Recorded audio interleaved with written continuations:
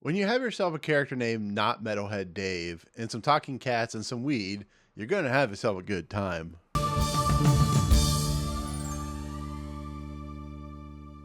What's going on, everyone? Welcome to Movie Emporium's movie review of The Wrong Girls, the latest film from director Dylan Myer.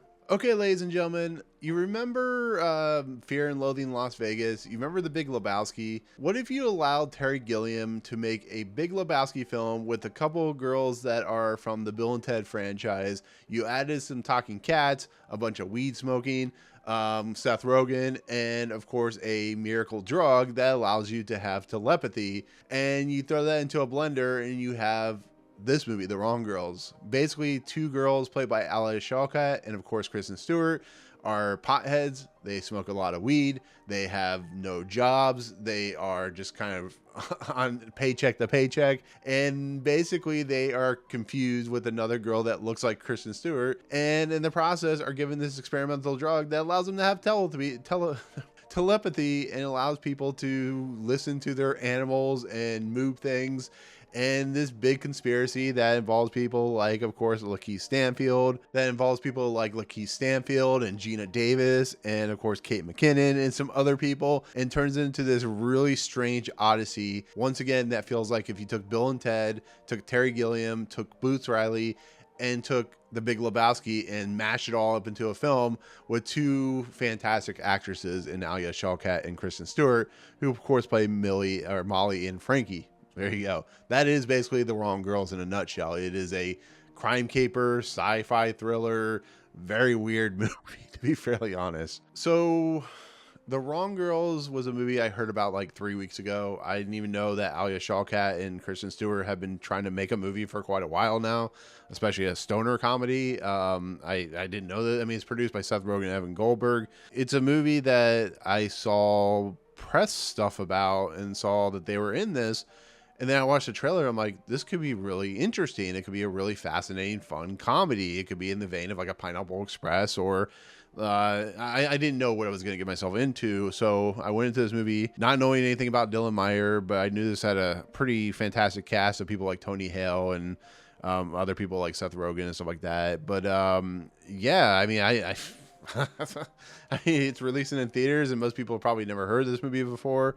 And so that leads into my honest review. And this movie is bonkers. It's the weirdest movie I've seen this year. It has a lot of strangeness to it. Once again, you lean into the Terry Gilliam effect where it feels just kind of fantastical and out there and sci-fi-ish, and leaning into the heavy uses of marijuana and how the effects of like experimental drugs works on people.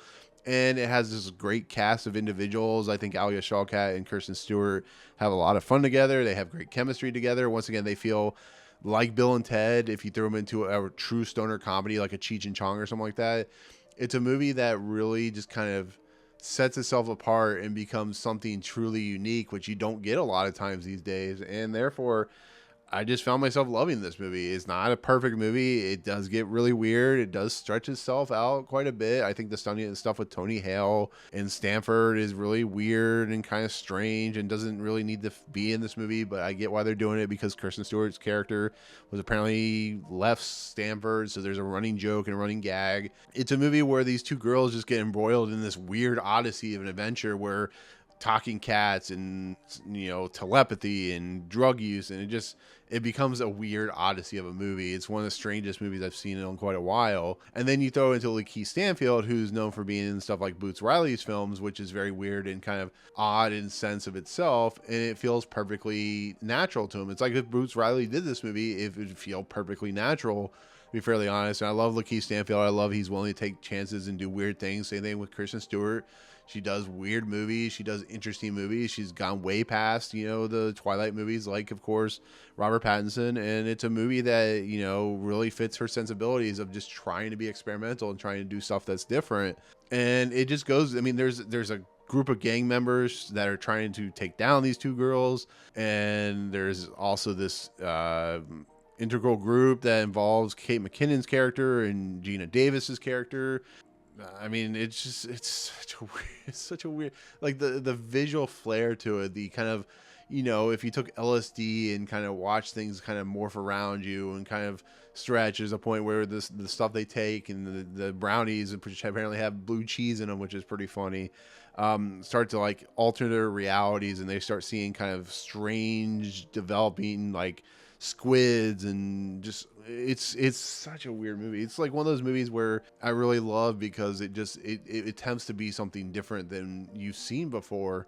And on top of everything, you know, I like chances when it comes to movies. They don't always work, they don't always hit. This is going to be a movie that's probably going to be a cult classic in a lot of respects, and it's a movie that I give a lot of credit to Dylan Myer, who got a fantastic cast in this movie, and they played around with the material, and they made it not for everyone, but the people they made it for is perfectly great for the stuff that is presenting. But man, you have to go in this with a strange sensibility. It's, once again, you have to go in it with that sensibility of like a Fear and Loathing in Las Vegas, or Sorry to Bother You, or, you know, Big Lebowski, where it takes fantastical elements and uses those to its advantage to tell a story about two girls in a predicament that they can't get themselves out of, and just watching Alia Shawkat and watching Kristen Stewart just kind of work off the script and work off the story. It's just, it's a lot of fun. That's all I can say. I had a great time watching this movie. I was not expecting, you know, halfway through it to really kind of, you know, expect anything out of it, just knowing that it was really, really, really weird. But I've seen too many weird movies in my lifetime to not give this a lot of credit. So it's definitely a high for, you know, no pun intended, but it's definitely a high for Kristen Stewart and Alia Shawkat and LaKeith Stanfield. And we'll once again go down the annals of, you know, Kristen Stewart just willing to take chances and do kind of stuff like Love Lies Bleeding and stuff like that. So it's not going to be for everyone. It's very weird. But it is, if you like stoner comedies, it is that type of movie. So, you know, think of like How High, or, you know, any of that type of stuff that comes out that's just a very weird sensibility. So that's my take on The Wrong Girls. Definitely not what I was expecting, but definitely a lot more fun than I was expecting. So there you go. Thank you so much for watching. In the comments below, what do you think of this movie if you've seen it? Are you looking forward to this movie now that you know kind of what it is? It's very strange. Think of like the substance a little bit. That's what I would go with. But with that said, if you like what you see on this channel, hit the subscribe button to join Movie Emporium. Hit that notification bell at the top to find what's coming next. If you like this video, awesome. Hit that like button. And as always, we'll see you guys on the next video. Peace out, guys.